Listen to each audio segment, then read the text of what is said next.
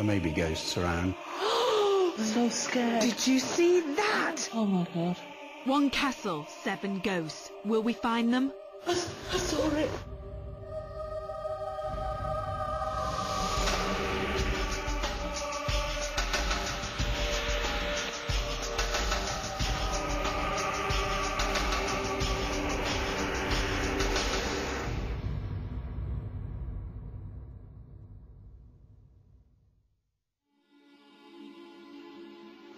Hello and welcome to Most Haunted.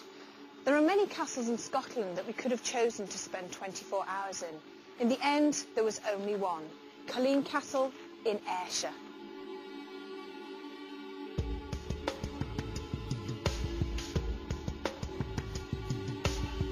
There are supposed to be 7 ghosts here, each with their own particular reason for lingering within the stone cold walls of Culzean Castle. Culzean Castle was built in 1777. Although the original building dates back to 1165, it was a stronghold for the Clan Kennedy. Its location was ideal to fend off the invasion by the English, making it a key point of defence for the Scottish clansmen.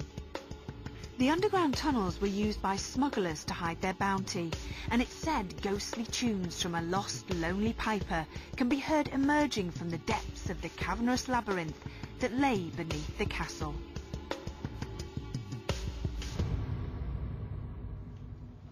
So, do ghosts exist? Well, that's what the Most Haunted team want to find out. And we're going to do that by spending 24 hours here. And these are the people that are going to be staying up all night to try and catch any paranormal activity. We've got Carl and Martin and the rest of the crew. Give us a wave. Hello. There they are. We've also enlisted the help of 2 experts who stand on the opposite sides of the paranormal spectrum.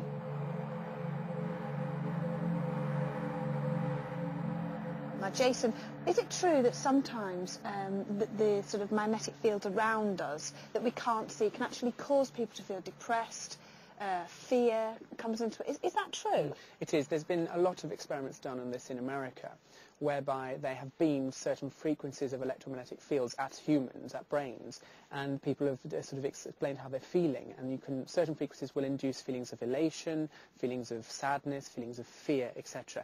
And one of the theories about ghosts and haunted houses is that the actual electromagnetic field created by the stones, the very structures themselves, affects our brains, and that's perhaps why people experience these odd emotions in places which they put down to ghosts, when in actual fact could be down just to the electromagnetic fields. When we turn the lights off, I imagine, I know how I feel, the fear factor goes up. Mm-hmm. Now, is that to do with the atmosphere, or is that purely because as children or whatever, we've always been most of us, afraid of the dark? Well, it's like you say, it goes back to very, very early days when people are scared of being alone in the dark. And the fear really comes from a fear of the unknown, what we don't understand, what we don't know. And when, of course, it's dark, we don't know what's around us. Something could touch you, you can't see it. So it's simply the fact that we don't know what's around us when it's dark, and that sort of induces that sort of fear factor that you're explaining.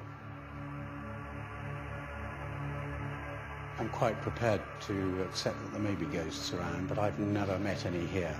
We've had one little girl who came with her parents, and they were in the Earl's bedroom, and she described to her parents an old gentleman she saw sitting in a chair in the corner. They felt she wasn't telling a story. It sounded very plausible, and she had seen this old man in old-fashioned clothes, she described it, I think, and he had said hello to her in a very friendly way. The housekeeper who used to run the hotel, she on several occasions said she'd seen and heard things, and I think on one occasion she was quite sure she'd heard a party going on in the castle, noise of socializing and people having a good time, and she came through and there was nothing. And there was nothing going on in the castle that evening. The most famous ghost story about here, which may just be a good story, but there must be some basis to it, perhaps, is of the ghostly piper in the caves. And the caves at that stage went right inland under the castle and up to what is now Piper's Bray. And the story was that the laird, because there were all these stories of ghosts and witches in the caves, sent his piper into the caves and told him to pipe his way right through show everybody there were no ghosts or witches there. And the piper went in underground, piping away, and was never seen again. But on a dark and stormy night, he can still be heard playing away under Piper's Brae, which is the hill about a quarter mile in beyond the castle.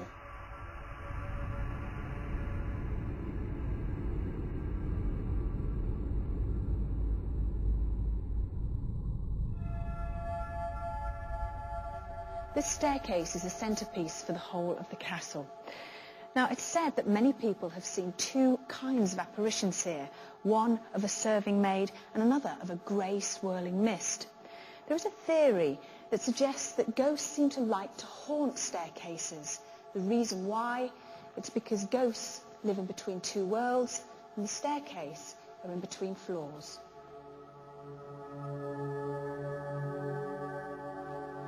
This is the armoury room, and at one time or another all the guns and swords were used in battle. Now, there's no supposed hauntings in this particular room, but you never know, something may happen tonight.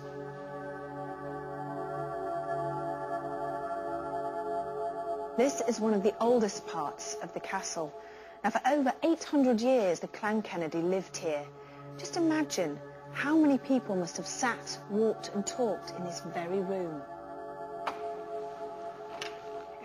This is known as the Earl's bedroom, and is probably one of the most haunted rooms here in the castle. Many people that stay here have a sense of being watched, and that's not just from the people in the portraits. Also, they hear strange noises, creaking noises, and those noises come from this chair.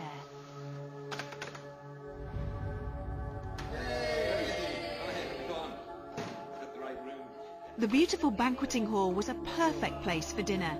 Derek Okora, our spiritualist medium, had arrived, and our team was now complete for a paranormal investigation. Can people see ghosts in more than one place, or are they usually confined to one room? Just as in life, if you wanted to choose to go to a place, or many places, you'd go along, you'd exercise your free will. Ghosts do exactly the same. So they don't have to be connected to a particular place that they visit. That's kind of obviously assuming that there are ghosts, but people do see something, the same thing in different areas. Yeah, well, if people perceive that they've seen a ghost or a figure in a particular location, for example, if you think of one, Anne Boleyn's ghost is alleged to haunt the Tower of London and Hever Castle in Kent, amongst other places. I think perhaps when people have seen a figure, that they are assuming it is Anne Boleyn or another important historical figure because of their associations with the particular location where they've seen it. It doesn't necessarily mean this is Anne Boleyn. It's just how they're perceiving it.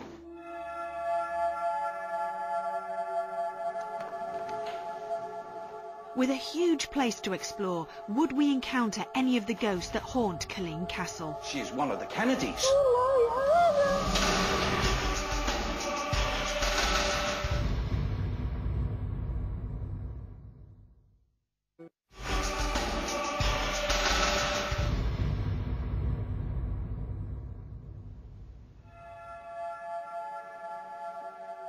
The hunt had begun. Derek was leading the way, and he amazingly took us straight to the most haunted room, the Earl's bedroom. Now, I'm very aware indeed, for some reason in this area, of a young lady. A young lady, I would say, would be anything from 17 up to 21. Is she a lady you're picking up in spirit, like a spiritual presence? Yes, yes. And she looks as if she's just come from the music, as if it was like, you know... You keep looking over into that corner. Yes, Why? it's because she, a gorgeous dress, absolutely. The way I describe it is like a ball gown. And she's come from a ball, and she heads for the area where she was dancing, where it was jovial. And a very, very pretty... Have you got a name? No, say it again. Say it again, please. She's the daughter, or one of the daughters of Lord Casalis. She could be the youngest. But no sort of name or other indication, just that Not she's at this female. moment. She's not talking. Did you invite me up? Did you? I've got Robert. Robert wants to take me through. Yes. This is my place. Keep on hearing. Get me his name, please.